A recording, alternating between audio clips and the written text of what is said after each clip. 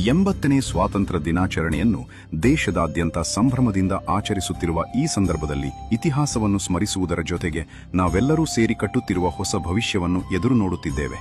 ಮಹಾತ್ಮ ಗಾಂಧೀಜಿಯವರ ಅಂತ್ಯೋದಯ ಮತ್ತು ಸರ್ವೋದಯ ಹಾಗೂ ಡಾಕ್ಟರ್ ಬಿಆರ್ ಅಂಬೇಡ್ಕರ್ ಅವರ ಸಾಂವಿಧಾನಿಕ ಮೌಲ್ಯಗಳಿಂದ ಪ್ರೇರಿತವಾದ ನಮ್ಮ ಸರ್ಕಾರವು 5 ಗ್ಯಾರಂಟಿ ಯೋಜನೆಗಳ ಮೂಲಕ ಜನಸಾಮಾನ್ಯರ ಬದುಕಿಗೆ ಸ್ವಾತಂತ್ರ್ಯ ನೀಡಿದೆ.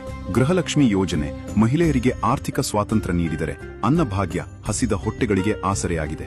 ಗೃಹಜ್ಯೋತಿ ಮನೆ ಮನಗಳಲ್ಲಿ ಬೆಳಕು ತುಂಬಿದೆ. ಶಕ್ತಿ ಯೋಜನೆ ಸ್ವಾವಲಂಬನೆಯ ಪಯಣಕ್ಕೆ ವೇಗ ನೀಡಿದೆ. ಯುವ ನಿಧಿ ಯುವಜನರ ಸಬಲೀಕರಣಕ್ಕೆ ನೆರವಾಗುತ್ತಿದೆ. 5 ಬೆರಳು ಸೇರಿ ಕೈ ಮುಷ್ಟಿ ಆಯ್ತು, 5 ಗ್ಯಾರಂಟಿ ಸೇರಿ ಈ ಕೈ ಗಟ್ಟಿ ಆಯ್ತು.